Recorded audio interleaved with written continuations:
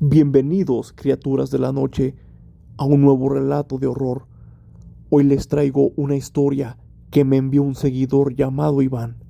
Y créanme, esta historia los va a hacer mirar a su alrededor cuando trabajen solos de noche. Así que ajusten bien sus auriculares, bajen la luz y prepárense, porque lo que van a escuchar podría pasarle a cualquiera. Esta historia de Iván, un hombre común y corriente que nunca se había considerado supersticioso, alguien que jamás se asustaba fácilmente, hasta que le tocó vivir en carne propia el horror en una fábrica de galletas en Guadalajara, Jalisco. Iván comenzó a trabajar en esa fábrica hace algunos años y como era nuevo, lo pusieron en el turno nocturno. Era una noche lluviosa, de esas que parecen eternas, donde el agua golpea sin piedad contra las ventanas y los truenos hacen eco en cada rincón de la planta. A Iván no le molestaba. De hecho, la oscuridad y el silencio le parecían el ambiente ideal para concentrarse.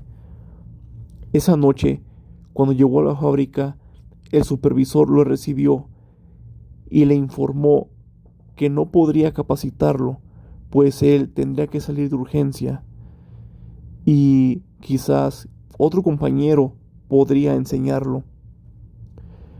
Iván quedó un poco desconcertado, pues si de por sí era nuevo, no sabía qué es lo que iba a hacer en toda la jornada nocturna, hasta que apareció un hombre alto, con un uniforme ligeramente descolorido y una expresión tranquila en el rostro.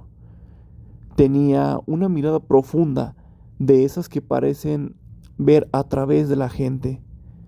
A Iván le resultó un poco curioso, pero se sintió en confianza al instante. Este señor, llamado Javier, transmitía una paz que le hizo pensar que estaba en buenas manos.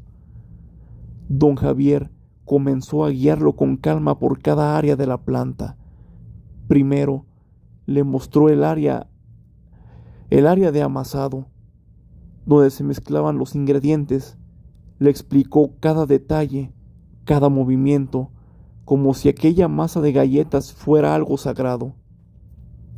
Mira, muchacho, cada galleta lleva su propio secreto, le dijo con una voz muy suave, casi como un susurro.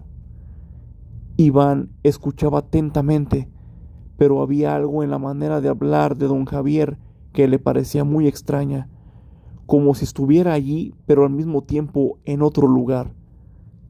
Iván continuó aprendiendo de don Javier. El siguiente paso fue el área de empaque, donde el ambiente era aún más sombrío. Allí, don Javier lo llevó hasta una máquina vieja, una que, según él, ya casi nadie sabía operar. Le explicó cada palanca, cada engranaje, y con una paciencia admirable le enseñó cómo debía ajustarla. La tormenta seguía surgiendo allá afuera, y las sombras se movían en cada rincón de la planta, como si la fábrica misma estuviera viva, respirando en la oscuridad. Iván seguía a don Javier por cada rincón, notando que mientras caminaban, una brisa helada lo envolvía de vez en cuando, pero no dijo nada, pensando que quizá era el clima o algún conducto de aire que pasaba cerca. Don Javier, por su parte, lo miraba de reojo, siempre con esa sonrisa suave y misteriosa. Para entonces, Iván ya sentía una extraña incomodidad, pero al mismo tiempo se sentía extrañamente fascinado. Era como si don Javier supiera algo más, algo que Iván no podía ver.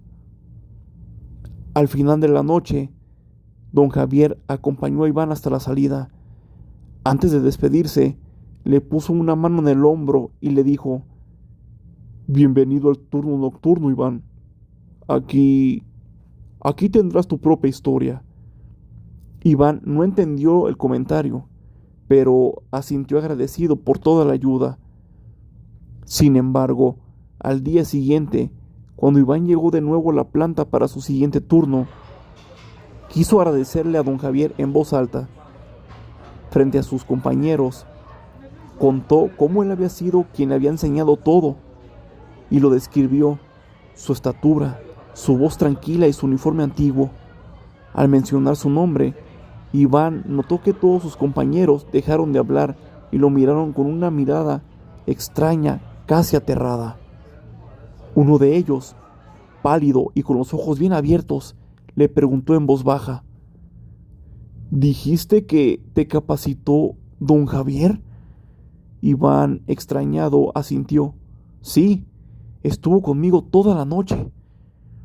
Hubo un silencio helado en la sala, un silencio en el que solo se oía el zumbido de las máquinas en el fondo. Fue entonces cuando uno de los empleados más veteranos, con el rostro completamente desencajado, le contó la verdad.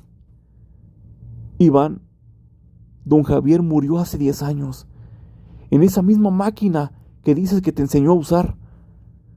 La realidad se desmoronó en un instante para Iván.